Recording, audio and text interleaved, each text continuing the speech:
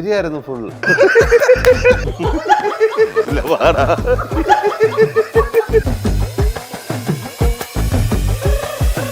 നിങ്ങൾ ആരാണ് ഏറ്റവും നന്നായി കോമഡി പറയുന്നത്? അവള് കണ്ടന്റ് ഇട്ടാൻ വേണ്ടി പലതും ചോദിക്കും. നീ പറഞ്ഞോണ്ട് ഒന്നാണ് ഞാൻ. ചേട്ടന്റെ ബെസ്റ്റിയുടെ പേരെന്താ? ചേട്ടന്റെ ബെസ്റ്റ് ഇപ്പൊ ഇവിടെ ആർക്കറിയാം. നല്ല ഉപദേശിക്കാൻ ഒരു ഉപദേശം പറ. ഒരെണ്ണം പറ, കേക്കട്ടെ. അനുഭവങ്ങൾ പാളിച്ചകൾ. അനുഭവങ്ങൾ ഉണ്ടല്ലോ, പാളിച്ചകൾ എന്ന് പറഞ്ഞാൽ അർത്ഥം മാറിപ്പോ. സുരാജ് ചേട്ടന് ബിജുചേട്ടൻ തന്നൊരു ഉപദേശം എന്താ? ഈ ലെവലില് തനിക്കൊരു ഉപദേശം തരണം. ആൾക്കാരെ പറ്റിച്ച് പുതിയത് തുടങ്ങരുത്. Do the original always. അവരെ പൂട്ടിച്ച് ഇപ്പൊ സ്വന്തമായിട്ട് അവരെക്കാളും ഹൈപ്പിലേക്ക് പോയിക്കൊണ്ടിരിക്കുന്നു. പിച്ച വെച്ച് തുടങ്ങി അങ്ങനെ പിഞ്ച് പൈതലാണ് ചേട്ടാ. പിച്ച വെച്ച് തുടങ്ങി ആര്? മറ്റേ ടീം അല്ല, നിങ്ങൾ തുടങ്ങിയപ്പോ അവര് പിച്ച വെച്ചു. ചേട്ടാ എന്നെ ഒന്ന് സപ്പോർട്ട് ചെയ്യാൻ ശ്രമിക്കണ്ട്, പറ്റില്ലല്ലോ. ചേട്ടന്റെ മാസ്റ്റർ പീസ് ഫുഡ് എന്താ? ഞാൻ നന്നായിട്ട് ബീഫ് ഉണ്ടാക്കും. ബീഫ് ഉണ്ടാക്കൂന്ന് പറഞ്ഞാണ്. നന്നായിട്ടാണെന്നുള്ള അല്ലാതെ ഞാൻ പറയില്ല. നീ അലമ്പുണ്ടാക്കും. ഭാര്യ പറയുന്നത് ശ്രദ്ധിക്കാതിരുന്നത് കൊണ്ട് നടന്ന ഒരു സംഭവം എന്താ? കല്യാണം. നമുക്ക് കഴിക്കണ്ട, കഴിക്കണമെന്ന് ഞാൻ പറഞ്ഞു. ചെയ്ത് അതെനിക്ക് ഇഷ്ടപ്പെട്ടതേ ഇല്ല എന്ന് പറഞ്ഞിട്ടുണ്ടോ? നീ തന്നെ എന്നോട് ചോദിക്കണം. അപ്പൊ ഓടിക്കൊണ്ടിരിക്കുന്നോണ്ട് പറയാൻ പറ്റും. ഡാഡിയുടെ ബിസിനസ് ഏതാണ്? ഇപ്പൊ 200 കിലോ ആയിട്ട് പിടിച്ച്. ഡാഡിയുടെ ബിസിനസ് പുറത്തു പറഞ്ഞാൽ എന്താ? എന്റെ സിനിമകളെല്ലാം ഭയങ്കര സ്നേഹത്തോടെ സ്വാഗതം ചെയ്യുന്ന ഭാര്യയാണെന്ന് തോന്നുന്നല്ലേ? സ്വാഗതം ബോർഡൊന്നും വെച്ചിട്ടില്ല, പക്ഷെ സിനിമാ മേഖല അല്ലാതെ മറ്റൊരു ബിസിനസ് ചെയ്യാനെങ്കിൽ എന്ത് ചെയ്യും? ഞാൻ അങ്ങനെ ചെയ്യാനായിട്ട് ശ്രമം നടത്തി പൊളിഞ്ഞു വാരിയിട്ടുണ്ട്. ഒരു ഫിഷ് കട. ഫിഷ് കടയാണ്ട് പൊട്ടിപ്പൊളിഞ്ഞ ചീഞ്ഞാറിപ്പോയി.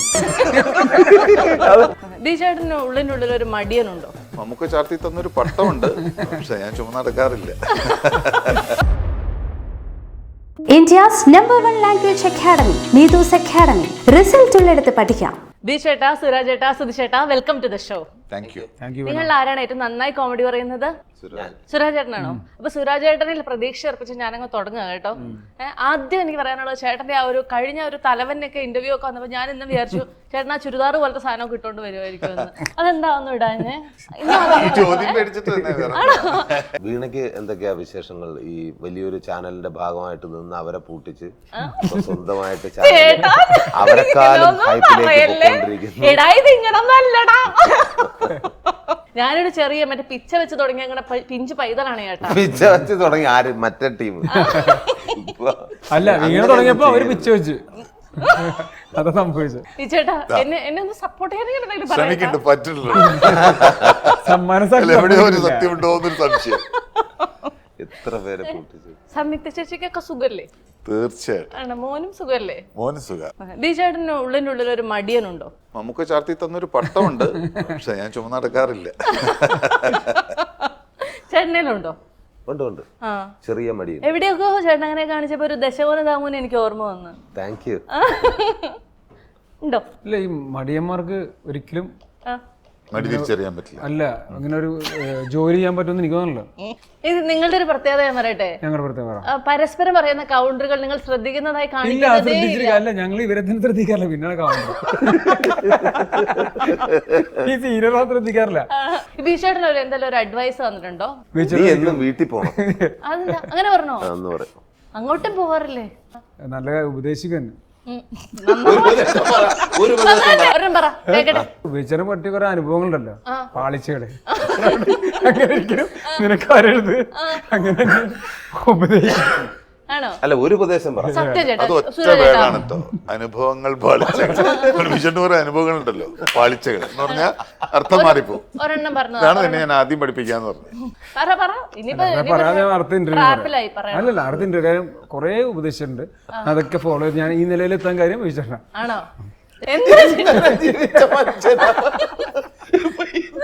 ഈ ലെവലില്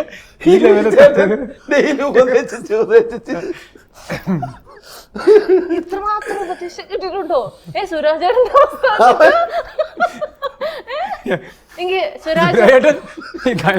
ഉപദേശം പേടിച്ചിട്ടാ പോയിട്ട് മീശ പഠിച്ച് തിരിച്ചു വന്നത്. സുരാജേട്ടാ സുരാജ് ചേട്ടന് ബിജുചേട്ടൻ തന്നൊരു ഉപദേശം എന്താ? അയ്യോ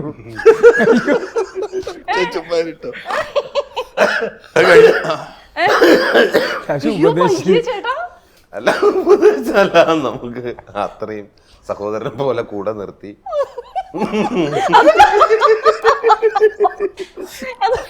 ഇരിടാ, വീട്ടിൽ പോകാൻ വിടില്ല, പാടാ. അല്ലേ ഉറങ്ങണ കട്ടിലല്ലേ കിടക്കുന്നത്, നിനക്ക് ഇവിടെ കിടത്തൂടെ?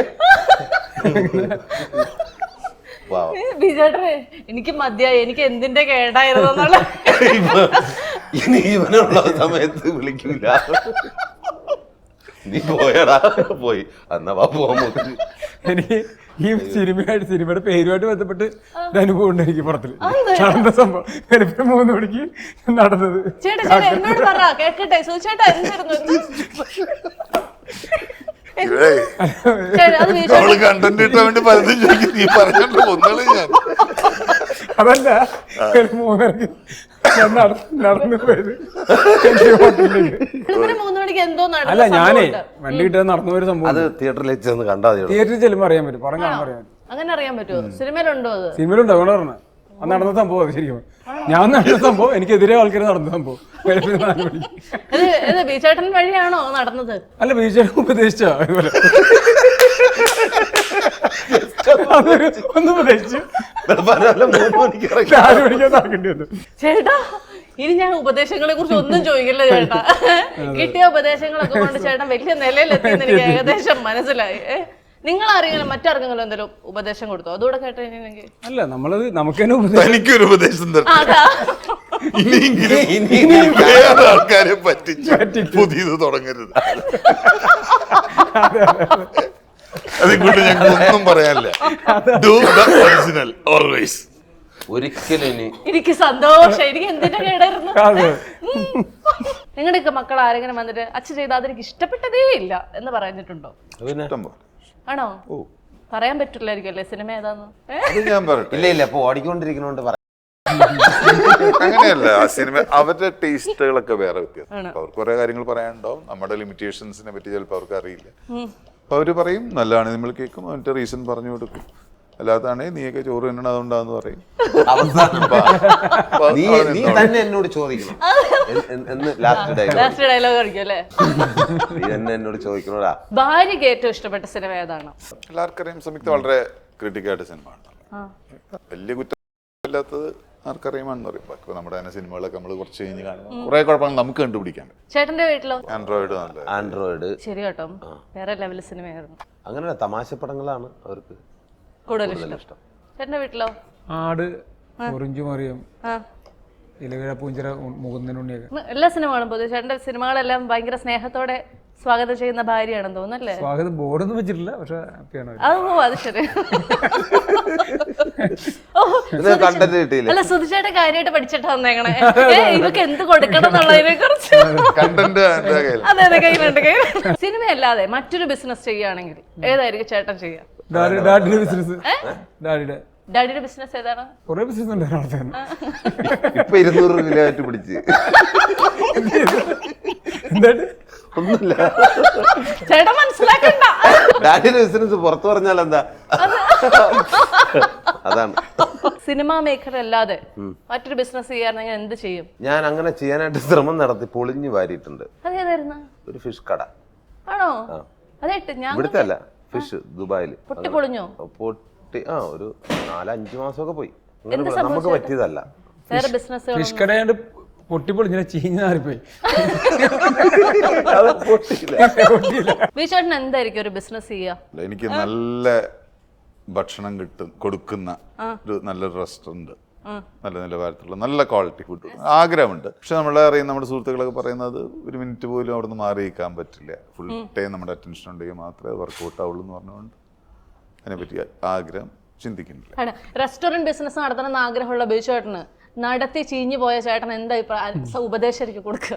അത് ബിജുചേട്ടനൊന്നല്ല, നമുക്ക് ആർക്കും ബിസിനസ് പറ്റിയതല്ല എന്നാണ് എനിക്ക് തോന്നുന്നത്. ബിജുചേട്ടനൊന്നും അങ്ങനെ ബിസിനസ്സിൽ ഇറങ്ങാൻ പറ്റുന്ന ഒരു മനുഷ്യനല്ല. ശരിയല്ലേ? ഭയങ്കര എപ്പോ പറ്റിപ്പ് കടന്നു ഒരു യോഗിയൊക്കെ ആവാനായിട്ട് പറ്റുന്ന ഒരു കോസ്റ്റ്യൂം. ലാസ്റ്റ് സ്റ്റേജ് അങ്ങനെയാ, കുറെ കഴിഞ്ഞാൽ അങ്ങനെയാവും. ആണോ? വാരണാസിയിൽ 5 ദിവസം സ്ഥലം പഠിച്ചിട്ടുണ്ട് അല്ലേ? വാരണാസി നമുക്ക് എല്ലാവർക്കും ഇപ്പൊ ഈ ബെസ്റ്റികളുടെ ഒരു കാലമാണല്ലോ. നിങ്ങളുടെ എല്ലാവരുടെ ഭാര്യമാർക്ക് ബെസ്റ്റികളുണ്ടോ? നിങ്ങൾക്ക് ബെസ്റ്റികളുണ്ടോ? ആ പിന്നെ സ്കൂളിൽ പഠിക്കുമ്പോ പിന്നെ കോളേജിൽ പഠിക്കുമ്പോ ഇത് നമ്മുടെ ബെസ്റ്റാണ്, ഇത് നമ്മുടെ ബെസ്റ്റാണ്, ഇത് നമ്മുടെ ബെസ്റ്റ്, അങ്ങനെ പറയാം. ബെസ്റ്റുകളുടെ ഒരു സംസ്ഥാന നീ പറയുന്നത് പറഞ്ഞ എന്താന്ന് ചോദിച്ചായിരുന്നു. ഇപ്പൊ പറഞ്ഞില്ലേ സ്കൂളിൽ പഠിക്കുമ്പോണ്ടായിരുന്നു എനിക്ക്. ചെറിയ ബെസ്റ്റിയൊക്കെ ഇപ്പൊ ഇവിടെ ആർക്കറിയാം? സ്കൂളിൽ പഠിക്കുമ്പോഴുള്ള നമുക്കൊരു നടന്ന സംഭവം റൗണ്ട് നടത്തിയാലോ? ഈ സിനിമയിൽ കാണിച്ചിട്ടുള്ളതിൽ നിങ്ങളുടെ ജീവിതത്തിൽ നടന്ന ഒരു സംഭവം ഏതാണ്? ഞാൻ കുക്ക് ചെയ്തു. ചേട്ടന്റെ മാസ്റ്റർ പീസ് ഫുഡ് എന്താ? ഞാൻ നന്നായിട്ട് ബീഫ് ഉണ്ടാക്കും. ബീഫ് ഉണ്ടാക്കൂന്ന് പറഞ്ഞാ കപ്പയും ബീഫും നന്നായിട്ടാണെന്നുള്ള. അല്ലാതെ ഞാൻ അത് പറയില്ലല്ലോ. നീ മേടിച്ചുകൊണ്ട് വന്നിട്ട് ഉണ്ടാക്കുക, നീ അലമ്പുണ്ടാക്കും. ഇപ്പം മേടിച്ചുകൊണ്ട് വന്നിട്ട് ഇന്ന സ്ഥലത്ത് നിന്നൊക്കെ പറയും, കൊണ്ടുവന്നൊക്കെ പറയും. ചേട്ടന്റെ ഈ സിനിമയിലെ ചേട്ടന്റെ ജീവിതത്തിൽ നടന്ന സംഭവം എന്താണ്? ഇതിലങ്ങനെ എന്റെ നല്ലൊരു അടി കൊടുത്തിട്ടുണ്ട്, അങ്ങനെ ഉണ്ടോ? അടി കിട്ടിയിട്ടുണ്ട്, ആണോ? കിട്ടിയിട്ടുണ്ട്, കൊടുത്തിട്ടുണ്ട്. ആ ഒരു കഥ ഓർത്തെടുക്കണം എന്ന് ആഗ്രഹമുണ്ടോ? വേണ്ട വേണ്ട, അതൊക്കെ പഴയത്. ഞാൻ എല്ലാം മറക്കാൻ ശ്രമിക്കും. എക്സ്ട്രാ ഡീസെന്റ് അല്ലേ? സോറി ചേട്ടന്റെ ജീവിതത്തിൽ എന്തായിരുന്നു നടന്നിട്ടുള്ളത്? അടി കൊടുക്കാൻ നേരത്ത് കൂടെ പോയിട്ടുണ്ട്. ഓ അങ്ങനെ, അടി കൊടുക്കാനായിട്ട് കാണാൻ പോയിട്ടുണ്ട്. കാണാൻ പോയി വാങ്ങിച്ചിട്ടുണ്ടോ? ഇല്ല. ഓക്കെ. ഈ ഭാര്യ പറയുന്നത് ശ്രദ്ധിക്കാതിരുന്നത് കൊണ്ട് നടന്ന ഒരു സംഭവം എന്താണ്? ഈ എല്ലാ ഭർത്താക്കന്മാർക്കും ഉള്ള സ്വഭാവം പറയുന്നത് ശ്രദ്ധിക്കാത്തോണ്ടാണ് എന്തെങ്കിലുമൊക്കെ നടക്കുന്നത്. എന്റെ ചേട്ടാ, ഇങ്ങനെ ഒരു ഭാര്യ എന്നുള്ള നിലയില് എന്റെ ആ ഒരു ഭയങ്കര ഡിസഗ്രിമെന്റ് അറിയിക്കുകയാണ് കേട്ടോ. ഒരിക്കലും അല്ല. അവർക്കറിയാത്ത പല മേഖലകളുണ്ട്. അവർക്കറിയാവുന്ന മേഖലകളെ പറ്റി അവരെ അവർക്കറിയാത്ത മേഖല അല്ല. വെരി ഫ്രാങ്ക്ലി ഞങ്ങളുടെ ലൈഫൊക്കെ അങ്ങനെയാണ്. അവർക്കറിയാത്ത മേഖലയെ പറ്റി പറയുമ്പോൾ നമുക്ക് ആർഗ്യുമെന്റ് ഉണ്ടാവും. നമ്മൾ അതിനെ പറ്റി ജീവിക്കരുത്, നിങ്ങൾക്ക് അറിയില്ല എന്ന് പറയും. അങ്ങനത്തെ കാര്യങ്ങളൊക്കെ ഉണ്ടാവും. ചേട്ടന്റെ ജീവിതത്തിലോ? കല്യാണം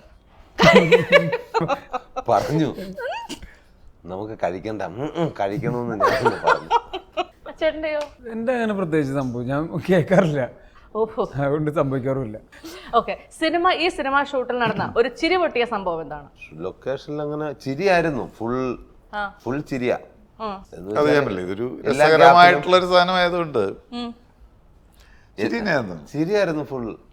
ബീച്ചേട്ടന്റെ കഥകളുണ്ട്, അത് പറഞ്ഞ് അത് തന്നെയാണ് ഫുൾ ഓളമായിട്ട്. നിങ്ങളുടെ ലൊക്കേഷനൊക്കെ വരുമ്പോൾ ബീച്ചേട്ടൻ ഇങ്ങനെ കാര്യമായിട്ട് കഥ പറയുമോ? അല്ലേ? ഇഷ്ടം പോലെ നിർത്തിക്കില്ല, കഥ ഇങ്ങനെ വന്നോണ്ടിരിക്കും. അല്ല ഞാനല്ല, ഞങ്ങളിപ്പോഴും ഗ്യാദർ ചെയ്യൂല. ഞാൻ നേരത്തെ പറഞ്ഞ പോലെ തന്നെ വീട്ടിൽ നിന്ന് മാറിയിരിക്കുന്ന ഈ സമയങ്ങള് നമ്മൾ ഷൂട്ട് ചെയ്തുകൊണ്ടിരിക്കും. നമ്മളിപ്പോഴും പ്ലസന്റ് ആയിരിക്കും. വിത്ത് ഓർക്കസ്ട്ര. പക്ഷെ നമ്മൾ ഇന്റർവ്യൂവിൽ ചേട്ടനെ കൊണ്ട് ഒരു കഥ പറയാൻ എന്തോ ഒരു കഷ്ടപ്പാടാ. കഥകളല്ല നമ്മൾ സംസാരിക്കുമ്പോൾ എല്ലാവരും ഒരുമിച്ചിരിക്കുക, എന്തെങ്കിലുമൊക്കെ ഷെയർ ചെയ്യുക, സംസാരിക്കുമ്പോൾ കുറച്ച് ലൈറ്റർ, നമ്മൾ കുറച്ച് ഈസിയാവും. നമ്മുടെ അഭിനയത്തിനും ആ ഒരു ഗുണം ഉണ്ടാവും. നമുക്ക് അത് ബോറടിക്കില്ല, അല്ലെങ്കിൽ കുറെ കഴിയുമ്പോൾ നമുക്ക് മടുക്കും. ഇനി നടന്ന സംഭവത്തിലേക്ക് വരാം.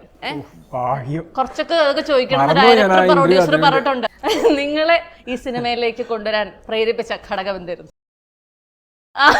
എനിക്കറിയാം ചേട്ടാ, സത്യസത്യമായ മറുപടി. ചേട്ടന് വേറെ എന്തെങ്കിലും ഉണ്ടോ? അതല്ലാതെ കഥ നല്ല കഥ, രസകരമായിട്ടുള്ള ഒരു സിനിമയാവും, വർക്കൗട്ടാവും, ഒരു ഫൺ റേറ്റ് ചെയ്ത് പോകുന്ന ഒരു ദിവസം നടക്കുന്ന ഒരു കഥയും അല്ലേ. ഒരു ദിവസം നല്ല ഒരു സംഭവത്തെ ബേസ് ചെയ്ത് നടക്കുന്ന ഒരു കഥയാണ്. അപ്പോൾ രസകരമായിരിക്കും എന്നുള്ള രീതിയിലാണ് നമ്മളത് കമ്മിറ്റ് ചെയ്യേണ്ടത്. എങ്ങനെയായിരുന്നു ചേട്ടനിലേക്ക് അത് എത്തിയത്? എങ്ങനെയായിരുന്നു? കഥ ചോദിക്കില്ല, ആരൊക്കെ ഉണ്ട് ചോദിക്കും. ആരൊക്കെ ഉണ്ട്, ആരാ അഭിനയിക്കണേ?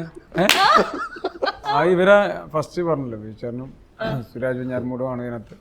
അതാണ്, പിന്നെ നമുക്കൊന്നും നോക്കേണ്ട ആവശ്യമില്ല. അപ്പൊ തന്നെ ഈൻ പറഞ്ഞു. അതിന് ശേഷമെങ്കിലും കഥ കേട്ടായിരുന്നു? കഥ കേട്ടു, പിന്നെ കഥ കേട്ടിട്ട് ഇതിനകത്ത് കാസ്റ്റിംഗ് കേൾക്കുമ്പോൾ പിന്നെ അറിയാമല്ലോ. ഓക്കെ. അപ്പൊ നടന്ന സംഭവം തിയേറ്ററുകളിലേക്ക് എത്തുമ്പോൾ നിങ്ങൾക്ക് ടെൻഷൻ ഉണ്ട്?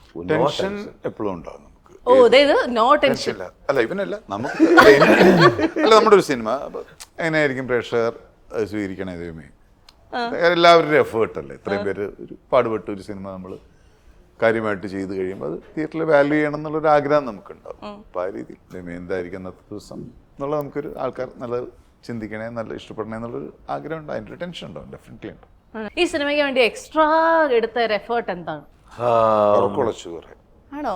അതിന് രാത്രിയായിരുന്നു നന്നായിട്ട് ഫുഡ് അടിച്ച് നല്ല അതായിരുന്നു ഇതിനു വേണ്ടി എടുത്ത എക്സ്ട്രാ എഫേർട്ട്. അല്ല, ഭയങ്കര എഫേർട്ട് അല്ലേ. ഞാൻ ഇതൊരു ലൈറ്റർ രസകരമായിട്ടുള്ള സിനിമയാണ്. അപ്പം ഞങ്ങൾ എല്ലാവരും ഒരുമിച്ചുണ്ടായിരുന്നതുകൊണ്ട് ഞങ്ങൾ ശരിക്കും ഷൂട്ട് തീർന്ന് അറിഞ്ഞില്ല എന്ന് തന്നെ പറയാം.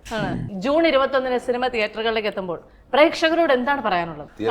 എല്ലാവരും പോയി കാണുക ആണ്, തിയേറ്ററുകളിൽ പോയി സിനിമ കാണണം. അല്ല, ഞങ്ങളുടെ ജോലി കഴിഞ്ഞല്ലോ.